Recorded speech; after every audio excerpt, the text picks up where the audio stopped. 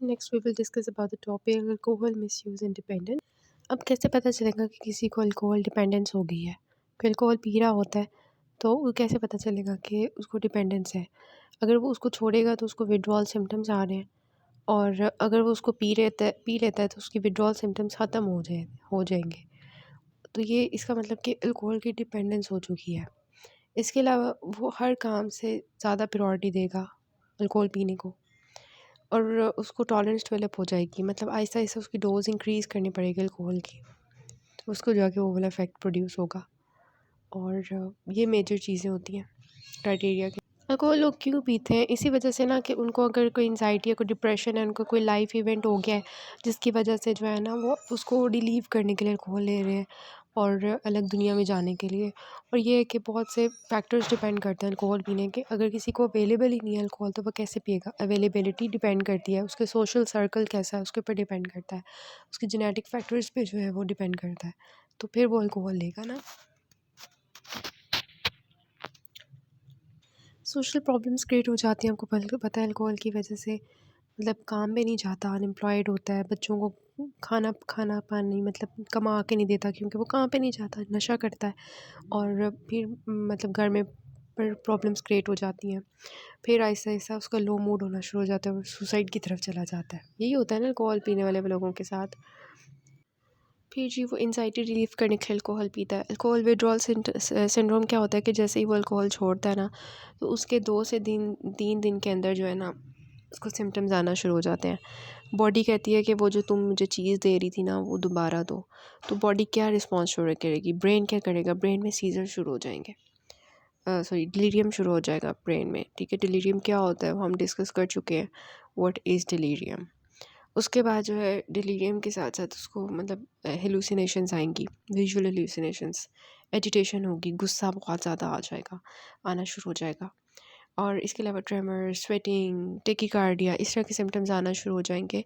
और जब तक वो उसको फिर उलझन होगी, जब तक वो अल्कोहल नहीं दोबारा से लेगा और ज़्यादा डोज में नहीं लेगा, फिर उसके सिम्टम्स रिलीव करेंगे, और देन अगेन दोबारा से वो अल्कोहल पिएगा, उसको उसके सिम्टम्स रिलीव होंगे, फिर छोड़ेगा, फिर वो सिम्टम्स शुरू हो जाएंगे, सो उसको आदत पड़ जाएगी।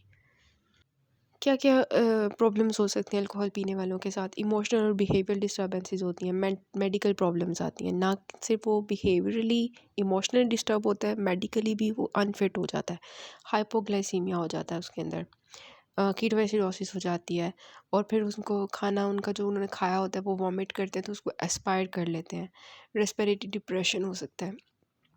फिर क्या होता है, सड़क पे ऐसे ऐसे नशा करके घूम रहे होंगे तो एक्सीडेंट्स हो जाएंगे, इंजरीज़ हो जाएंगी, क्योंकि वो दूसरों के साथ लड़ेंगे एजिटेशन की वजह से। विथड्रॉल फिनोमिना में जैसे हमने देखा कि ये सिम्टम्स आएंगे, रेस्टलेसनेस, एंजाइटी, पैनिक अटैक्स आएंगे, ऑटोनॉमिक सिम्टम्स आएंगे जिसमें भी आता है tachycardia, sweating, प्यूपिल dilatation, nausea, vomiting, delirium होगा।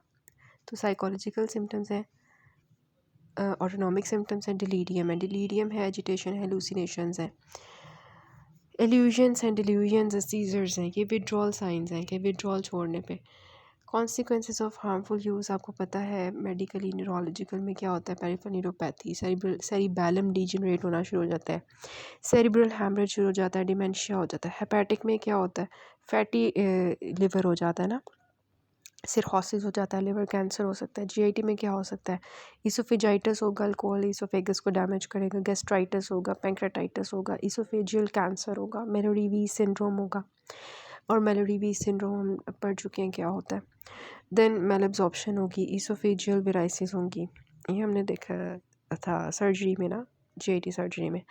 रेस्पिरेटरी क्या हो सकता है, पल्मरी, टीबी, निमोनिया। स्किन में क्या हो सकता है, स्पाइडर नेविया, पाल्मोनरी एडिमा, ड्यूपिट्रेंस कंट्रैक्चर, टेलेंजेक्टियासिस। यह सारी चीज़ें आपने नोट करनी होती हैं एक्चुअली। कार्डिक में क्या है, कार्डियोमायोपैथी, हाइपरटेंशन, मस्कुलोस्केलेटल में मायोपैथी, फ्रैक्चर्स, एंडोक्राइन में सूडो कुशुग सिंड्रोम और हाइपोग्लाइसीमिया, गाउट। रिप्रोडक्टिव में हाइपोगोनाडिज्म, फीटल अल्कोहल सिंड्रोम अगर मदर पी रही है, इनफर्टिलिटी। साइकेट्रिक एंड सेरिब्रल में क्या है, पेशेंट डिप्रेशन में जाएगा, हेलुसिनेशंस में जाएगा, ब्लैकआउट्स, बेहोश हो जाएगा। वर्निक इंसेफेलोपैथी, इसमें क्या होगा, ये चीज़ है निस्टैग्मस, पहले कहीं देखा है नहीं, आंखें उसकी घूम रही होंगी इधर उधर। ऑफ्थेल्मोप्लीजिया होगा, एटेक्सिया, डिलीरियम। इसको हम डिटेल से देखते हैं अभी वर्निक्स कॉर्सेकॉफ को। कॉर्सेकॉफ में क्या होता है, शॉर्ट टर्म मेमोरी डेफिसिट्स हो जाते हैं, कॉन्फैबुलेशन। तो वर्निक्स में क्या है, निस्टैगमस आपने याद रखना है और कॉर्सेकॉफ में मेमोरी डेफिसिट्स याद रखने हैं, ये होते हैं। तो वर्निक कॉर्सेकॉफ सिंड्रोम क्यों होता है, क्योंकि अल्कोहल की वजह से क्या होता है, अल्कोहल ड्रिंकिंग की वजह से विटामिन B1 की डेफिशिएंसी होती है विच इज़ थायामीन। उसकी वजह से क्या होता है, डैमेज होता है हमारे ब्रेन में, जो है ना, किसको, मेमिलरी बॉडीज़ को, डॉर्सोमीडियल न्यूक्लियाई ऑफ द थैलेमस को, और adjacent areas of periventricular grey matter.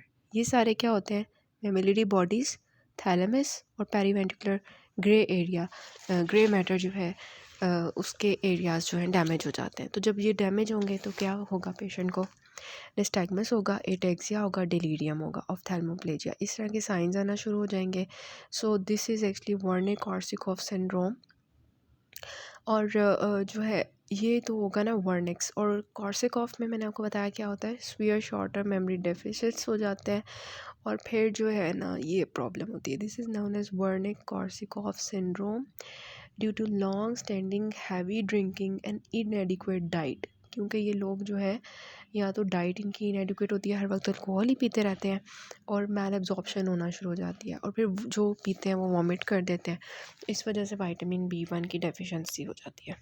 अब मैनेजमेंट क्या करेंगे, मैनेजमेंट में सबसे पहले आप वही चीज़ें लिखेंगे, उसके बाद आप लिखेंगे कि पेशेंट को जो है ना, आप कहेंगे कि अपनी जॉब जो है वो ऐसे रखें कि आप बिज़ी रहें, अपने आप को बिज़ी रखें, ताकि आप कंजम्पशन कम से कम करें। साइकोलॉजिकल ट्रीटमेंट करेंगे, उनको जो है स्पोर्ट ग्रुप्स उनके बनाएंगे और साइकोलॉजिकल सोशल सपोर्ट देंगे, उनकी फैमिली और पर्सनल एजुकेशन करेंगे, उनको कोग्निटिव उनकी बिहेवियरल थेरेपी करेंगे।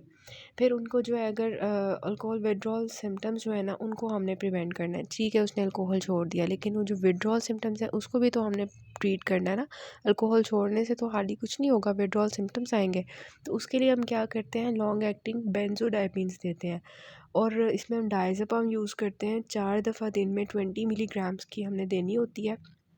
और प्रिवेंशन जो है ना हमने करनी होती है वर्निक कॉर्सिकॉफ। क्यों, क्योंकि एक दफ़ा अगर ये ब्रेन के एरियाज डैमेज हो जाएं, जो हमने ऊपर देखे हैं कौन कौन से होते हैं, तो वे इरिवर्सिबल हो जाते हैं। तो हमने, हमारा एम ये होता है कि हमने वर्निक कॉर्सिकॉफ को प्रिवेंट करना है।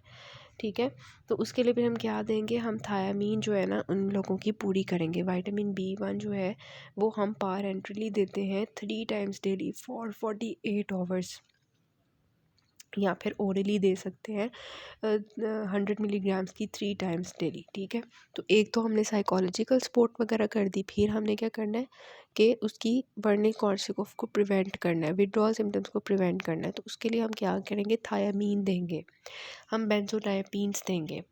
इसके अलावा क्रेविंग को कम करने के लिए अल्कोहल की, हम क्या करेंगे, 1 ग्राम प्रोसेट देंगे। 1 ग्राम प्रोसेट जो है 3 दफ़ा दिन में हम देते हैं, ताकि जो है क्रेविंग अल्कोहल की ख़त्म हो। इसके अलावा हम डायसल्फेराम देते हैं, जिनकी जो है वो इम्पल्स जो है ना आ रही है कि हमने पीना ही पीना है, उनको प्रिवेंट करने के लिए। ये क्या करेगा, ये मेटाबॉलिज्म जो है उसके, अल्कोहल के मेटाबॉलिज्म नहीं होने देगा। तो इसका मैं बताती हूँ आपको। आपको पता है जो अल्कोहल होता है ना वो एसिटाल्डिहाइड में कन्वर्ट होता है। तो डायसल्फिराम जो होता है ना वो अल्कोहल को एसिटाल्डिहाइड में कन्वर्ट नहीं होने देता, जिसने एक्यूमुलेट होकर डैमेज करना था। तो डायसल्फिराम का वो इफ़ेक्ट होता है। तो आई होप आपको समझ आई होगी। सबसे पहले साइकोथेरेपी करेंगे, बेंजोडाइपिन्स देंगे, उसके बाद हम जो है उनकी जो है क्या करेंगे, डायसल्फिराम दे सकते हैं, 1 ग्राम प्रोसेट देंगे, 1 ग्राम थायामीन देंगे। अगर पेशेंट साथ में डिप्रेस्ड है तो उसको एंटी डिप्रेसेंट्स देंगे। अगर पेशेंट को साथ में हेलुसिनेशंस आ रही हैं तो उसके लिए एंटी साइकोटिक्स देंगे। तो अब ये सिनेरियो देखें, मेल आपके पास आया है कन्फ्यूजनल स्टेट में, कंफ्यूज्ड है, खुद बता रहा है कि मैं बहुत सालों से अल्कोहल पीता हूँ, और उसकी लास्ट ईयर उसकी वाइफ की भी डेथ हो गई थी, तो उसने अल्कोहल और ज़्यादा पीना शुरू कर दिया। अब सिम्टम्स देखें, चेक करें ज़रा।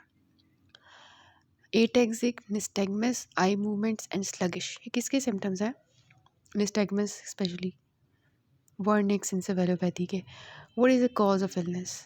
Wernicke encephalopathy results from severe acute deficiency of vitamin B1। Vitamin B1 की डेफिशिएंसी हो जाती है, उसकी वजह से एक इसकी ये कॉज है। How would you treat him and what is the risk of delaying his treatment. सबसे पहले हम उसकी सपोर्टिव मैनेजमेंट करेंगे। पेशेंट आपके पास आया है, एटैक्सिक है, निस्टैग्मस है और इस तरह की हालत में कंफ्यूज्ड है, तो उसको एडमिट करेंगे, आईवी लाइन पास करेंगे, यूरिन इनपुट आउटपुट मॉनिटरिंग करेंगे, वाइटल मॉनिटरिंग करेंगे, पारेंट्रल हाई डोज हम थायामीन लगाएंगे उसको ताकि उसकी डेफिशिएंसी पूरी हो।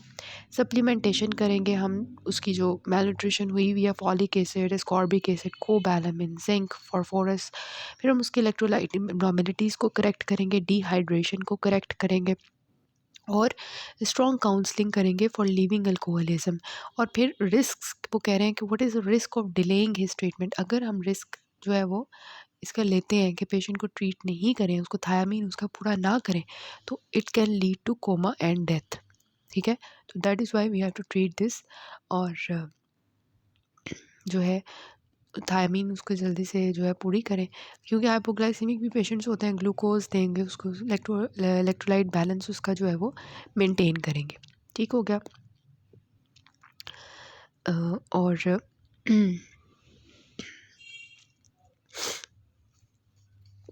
उसके बाद आ जाता है कि 50 years old alcoholic is admitted in the emergency room in the state of confusion, tremors, agitation and comes to see snakes all around the floor। उसको कोई फिक्र नहीं है, इर्द गिर्द उसके सांप हैं और फिर भी उसको कोई फिक्र नहीं हो रही।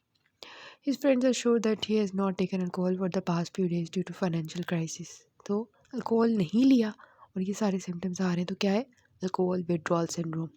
इमीडिएट स्टेप्स आप इमरजेंसी में क्या करेंगे वो आपको वैसे भी पता है कि अगर तो माइल्ड सिम्टम्स के साथ पेशेंट आ रहे हैं, सपोर्टिव केयर करेंगे। अगर मॉडरेट टू सीवियर है तो उसमें हम फार्माकोलॉजिकल इंटरवेंशन करेंगे, पेशेंट की काउंसलिंग करेंगे, अवॉइड करेंगे अल्कोहल इनटेक, हॉस्पिटलाइज करेंगे पेशेंट को, आईवी लाइन पास करेंगे, उसकी वाइटल मॉनिटरिंग करेंगे, इलेक्ट्रोलाइट बैलेंस मेंटेन करेंगे, डिहाइड्रेशन को मेंटेन करेंगे, थायमीन सप्लीमेंटेशन करेंगे ताकि बर्निंग्स को प्रिवेंट किया जा सके।